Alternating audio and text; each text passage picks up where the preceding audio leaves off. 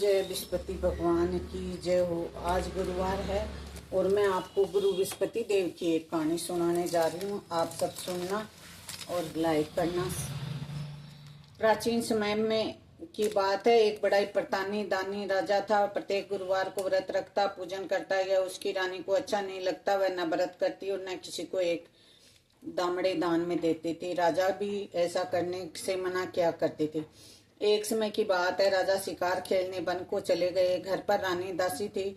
उस समय गुरु बृहस्पति देव साधु का रूप धारण कर दरवाजे पर भिक्षा मांगने आए। साधु ने रानी से भिक्षा मांगी तो वह कहने लगी, हे साधु महाराज, मैं इस दान पुण्य से तंग आ गई हूँ।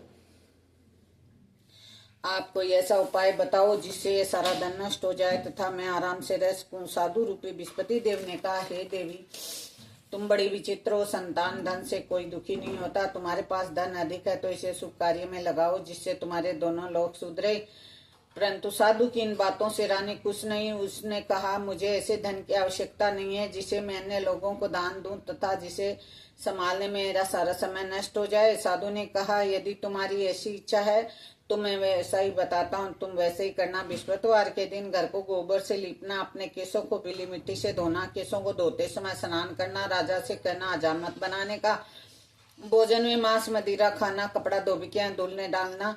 इस प्रकार 7 बृहस्पतिवार करने से सब धन नष्ट हो जाता है। साधु बने बृहस्पति देव अंतर्धान हो गए। साधु के कहे अनुसार रानी केवल 3 बृहस्पतिवार बीते थे कि उनके समस्त धन संपत्ति नष्ट हो गई। भोजन के लिए तरसने लगे। एक दिन राजा रानी से बोला, तुम यहीं रहो, मैं दूसरे देश को जाता हूँ क्योंकि यहाँ मुझे सभी जानते हैं, इसलिए मैं कोई छोटा कार्य नहीं कर सकता।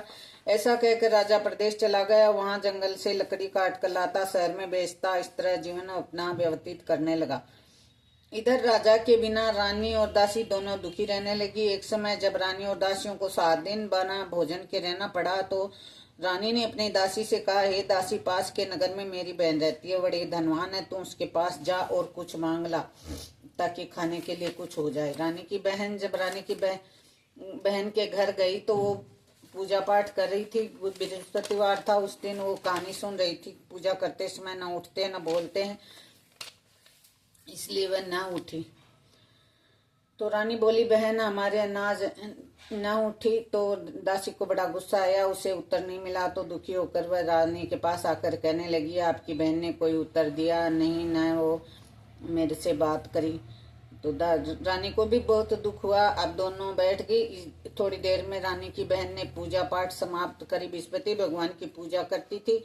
भगवान की पूजा में बीच में उठते न बोलते हैं, इसलिए वह पूजा समाप्त कर वह अपनी बहन के घर आई। कहने लगी, हे बहन, बृहस्पतिवार का व्रत कर रही थी, तुम्हारी दासी गई, परंतु जब तक कथा होती है तब तक न उठते हैं न बोलते हैं, इसलिए मैं नहीं बोली। कहो दासी क्यों गई थी? रानी बोली, बहन हमारे घर अनाज नहीं था।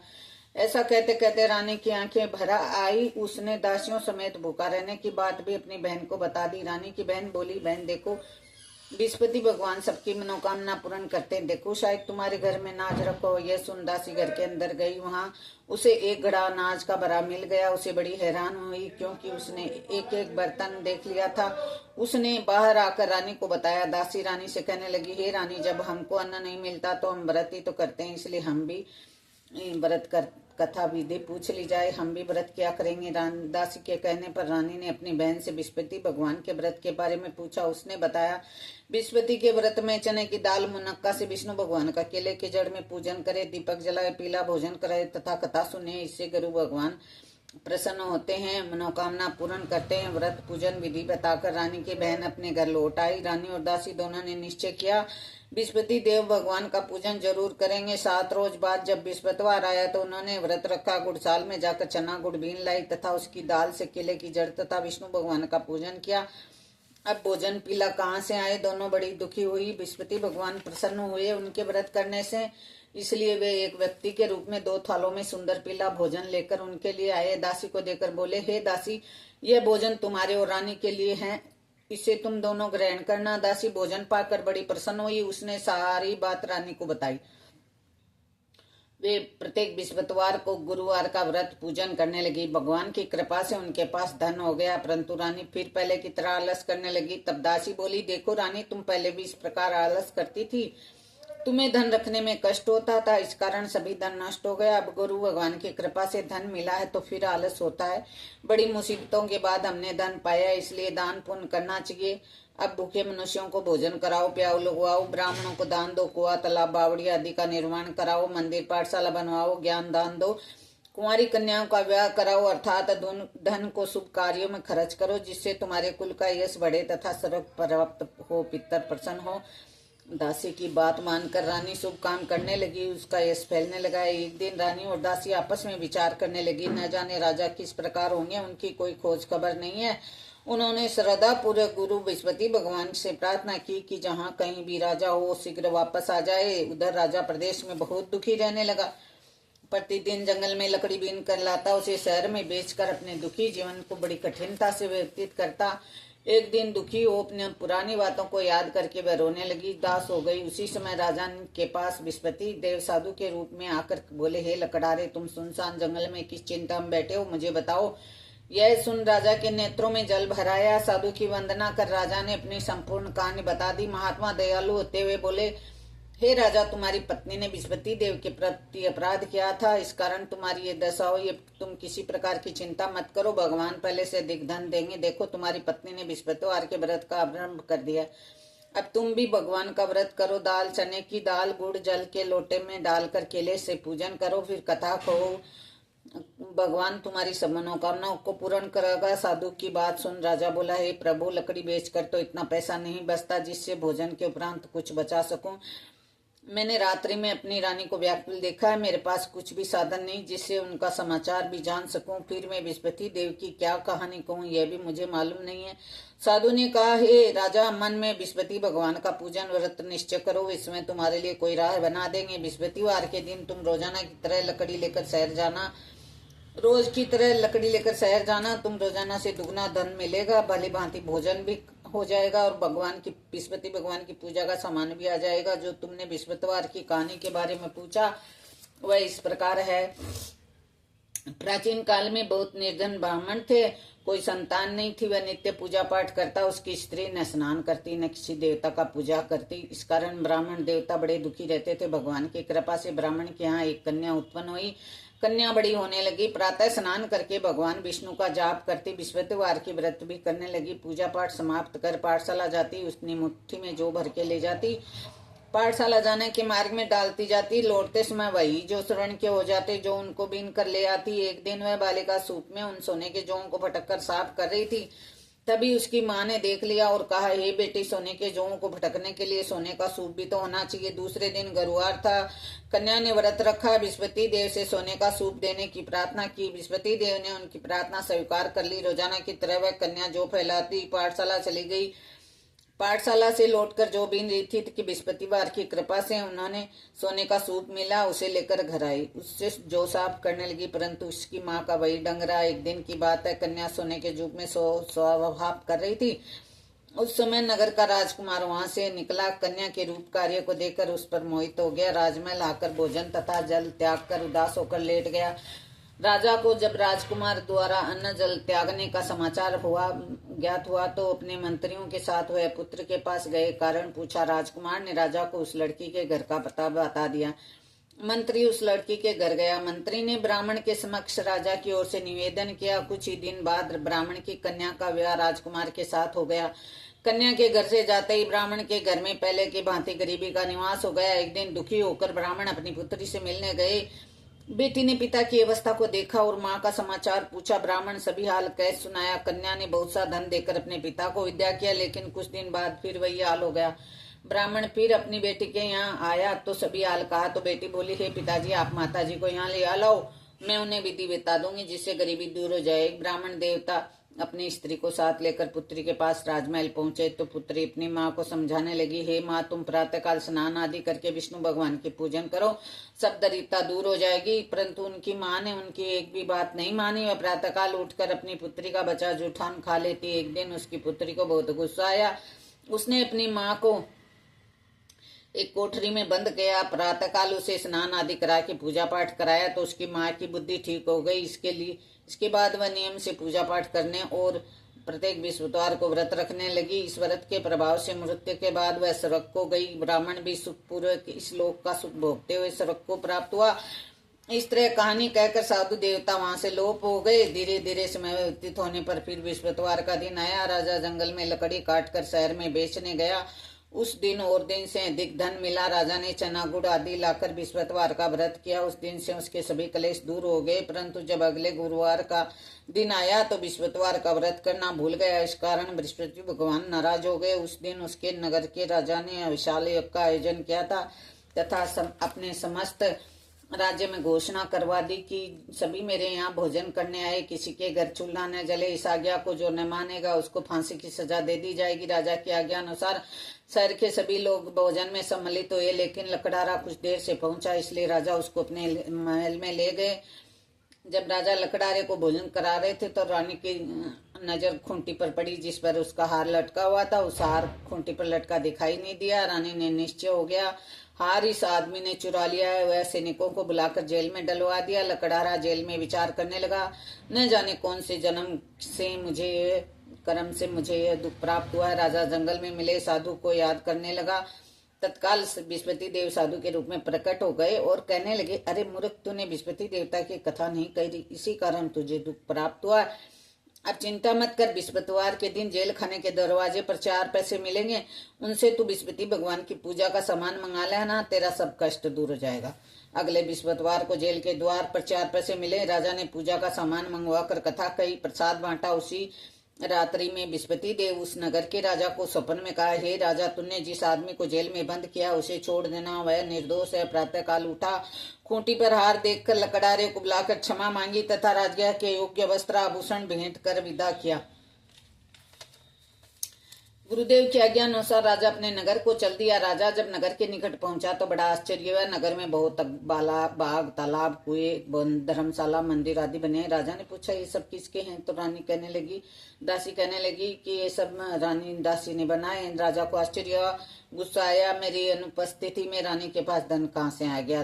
रानी ने खबर सुनी कि राजा आ रहे हैं तो दासी से कहा, हे दासी, देख, राजा हमको कितनी बुरी हालत में छोड़ गए थे, वह हमारी ऐसी हालत देख कर लौट न जाए, इसलिए तू दरवाजे पर खड़ी हो जा। रानी की आज्ञा अनुसार दासी दरवाजे पर खड़ी हो गई। जब राजा आए तो उन्हें अपने साथ महल में लिवा लाई। तब राजा ने क्रोध करके अपनी तलवार निकाली और पूछने लगा, बताओ ये धन तुम्हें कैसे प्राप्त हुआ? तब रानी ने सारी कथा कह सुनाई। राजा ने निश्चय किया कि मैं रोजाना दिन में 3 बार कथा कहा करूंगा, रोज व्रत किया करूंगा। अब हर समय राजा के दुपट्टे में चने की दाल बंधी रहती तथा दिन में 3 बार कथा कहता। एक रोज राजा ने विचार किया, चलो अपनी बहन के यहाँ आऊं। इस तरह राजा ने निश्चय कर घोड़े पर सवार हो अपनी बहन के घर चल दिया। मार्ग में उसने देखा कुछ आदमी एक मुर्दे को लिए जा रहे हैं। उन्हें रोककर राजा कहने लगा, अरे भाई, मेरी बृहस्पतिवार की कथा सुन लो। वे बोले, लो, हमारा तो आदमी मर गया, इसको अपनी कथा की पड़ी है। परंतु कुछ आदमी बोले, अच्छा कहो, हम तुम्हारी कथा भी सुनेंगे। राजा ने दाल निकाली, कथा कहनी शुरू करी। जब कथा आदि हुई तो मुर्दा हिलने लगा। जब कथा समाप्त होते ही राम राम करके मुर्दा खड़ा हो गया। राजा आगे बढ़ा, चलते चलते शाम हो गई। आगे मार्ग में उसे एक किसान खेत में हल चलाता मिला। राजा ने उससे कथा कहने का आग्रह किया, लेकिन वह नहीं माना। राजा आगे चलने लगा तो राजा के हटते ही बैल छड़काकर गिर गए। किसान के पेट में दर्द हो गया। उसी समय किसान की पत्नी रोटी लेकर आई। उसने देखा तो अपने पुत्र से सब हाल पूछा। बेटे ने सभी हाल बता दिया। बुढ़िया दौड़ी दौड़ी घोड़सवार के पास गई, है महाराज, मैं तेरी कथा सुनूंगी, तू अपनी कथा मेरे खेत पर ही चलकर कहना। राजा लौटकर बुढ़िया के खेत पर कथा कही, जिसके सुनते ही बैल खड़े हो गए। किसान के पेट का दर्द बंद हो गया। राजा अपनी बहन के घर पहुंच गया। बहन ने भाई की खूब मेहमानबाजी की। दूसरे रोज प्रातःकाल जगा तो देखने लगा सब लोग भोजन कर रहे हैं। राजा ने अपनी बहन से पूछा, कोई ऐसा मनुष्य है जिसने भोजन नहीं किया हो, जो मेरी बृहस्पतिवार की कथा सुन से? बहन बोली, भैया, ये देश ऐसा, ये पहले यहाँ लोग भोजन करते हैं, बाद में अन्य काम करते हैं। फिर वह एक कुमार के घर गई जिसका लड़का बीमार था। उसे मालूम हुआ उनके यहाँ 3 दिन से किसी ने भोजन नहीं किया है। रानी अपने भाई की कथा सुनने के लिए कुमार से कहा, वह तैयार हो गया। राजा ने जाकर ब्राह्मण बृहस्पतिवार की कथा कुमार के घर सुनाई तो उनका लड़का ठीक हो गया। अब तो राजा की प्रशंसा होने लगी। एक दिन राजा ने अपनी बहन से कहा, हे बहन, मैं अब अपने घर जाऊंगा, तुम भी तैयार हो जाओ। राजा की बहन ने अपनी सास से अपने भाई के साथ जाने की आज्ञा मांगी। सास बोली, चली जा, परंतु अपने बच्चों को मत ले जाना, क्योंकि तेरे भाई के तो कोई औलाद नहीं है। बहन ने अपने भाई से कहा, हे भैया, मैं तो चलूंगी, पर कोई बालक नहीं जाएगा। अपनी बहन को छोड़कर दुखी मन से राजा अपने नगर को लौट आया। राजा ने रानी से सारी बात बताई। बिना भोजन के लेट गया। रानी बोली, हे प्रभु, विस्पति देव ने हमें सब कुछ दिया है, हमें औलाद अवश्य देंगे। उसी रात विस्पति देव राजा सपन में कहा, हे राजा, उठ, तेरे सोच त्याग दे, तेरी रानी गर्भवती है। राजा को यह जानकर बड़ी खुशी हुई। नए महीने रानी के गर्भ से सुंदर पुत्र पैदा हुआ। तब राजा बोला, हे रानी, स्त्री बिना भोजन के रह सकती है, बिना कहीं नहीं रह सकती। मेरी बहन आए तो उससे कुछ मत कहना। रानी ने हाँ कर दी। जब राजा की बहन शुभ समाचार सुना तो बहुत खुश हुई। बधाई लेकर अपने भाई के यहाँ आई। रानी ने तब उसे आने का उलाना दिया। जब भाई अपने साथ ला रहे थे तब टाल गई, उनके साथ नहीं। आज अपने आप भागी भागी बिना बुलाए आ गई। तो राजा की बहन बोली, भाई, इस प्रकार मैं न कहती तो तुम्हारे घर औलाद कैसे होते। विस्पति भगवान ऐसे हैं जैसे जिसकी मनोकामनाएं पूरी करते हैं। श्रद्धा पूर्वक भगवान का व्रत करते हैं, कथा पढ़ता है, सुनाता है और दूसरों को सुनाता है। विस्पति देव उसकी सभी मनोकामना पूरी करते हैं, उसकी सदैव रक्षा करते हैं। जो संसार में सद्भावना से गुरुदेव का पूजन व्रत सच्चे हृदय से करते हैं, उनकी सभी मनोकामनाएं वैसी पूरी होती है जैसी सच्ची भावना से राजा और रानी की विस्पति देव जी ने पूरी की। कथा गुणगान किया तो उनकी सभी इच्छाएं भगवान ने पूरी की।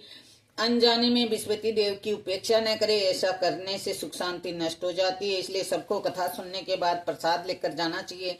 हृदय से मनन करते हुए जयकार बोलना चाहिए। इति श्री विस्पति भगवान की कथा समाप्त है। अब जय विस्पति देवा स्वामी, जय विस्पति देवा। छिन्न छिन्न भोग लगाऊं कदली फल मेवा। जय बृहस्पति देवा, तुम पूर्ण परमात्मा, तुम अंतर्यामी स्वामी, तुम अंतर्यामी। जगत पिता जगदीश्वर, तुम सबके स्वामी। जय बृहस्पति देवा, तुम पूर्ण परमात्मा, तुम अंतर्यामी। जगत पिता जगदीश्वर, तुम सबके स्वामी। जय बृहस्पति देवा। चरणामत निज निर्मल, सब पातक हरता। ओ स्वामी, सब पातक हरता। सकल मनोरथ दायक, कृपा करो वरता। जय बृहस्पति देव, तन मन धन अर्पण कर, जो जन शरण पड़े। स्वामी, जो जन शरण पड़े, प्रभु प्रकट हो कर तब आकर द्वार खड़े। जय बृहस्पति देवा, जय बृहस्पति देवा। दीन दयाल दया निधि, भक्तों के हितकारी। पाप दोष सब हरता, भव बंधन हारी। जय बृहस्पति देवा, सकल मनोरथ दायक, सब संसारो। स्वामी, सब संसारो विषय विकार मिटाओ, संतन सुखकारी। जय बृहस्पति देवा, जो कोई आरती तेरी प्रेम सहित गावे। ओ स्वामी, प्रेम सहित गावे। जेठानंद आनन कर, निश्चय फल पावे। जय बृहस्पति देवा। कर्पूर गोत्र जय गणेश देवा। माता जनकी पार्वती पिता महादेवा। एक दंत दयावंत, चार भुजाधारी। माथे सिंदूर सोवे, मुसे की सवारी।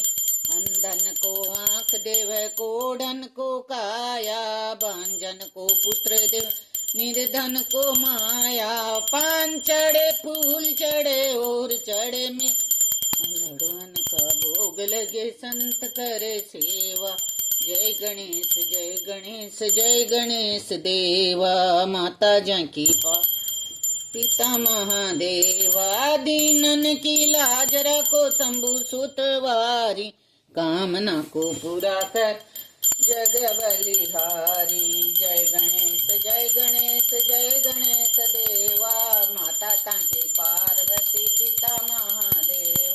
कर्पूर गो घोरं करुणावतारं संसारसारं भजगेन्द्रारं सदा वसन्ति हरदार वन्दे भवं भवानी सहितं नमामि तुम्हें हो माता पिता तमेव तमेव बन्धु सखा तमेव तमेव विद्या द्रविडं तमेव सर्वं मम देव।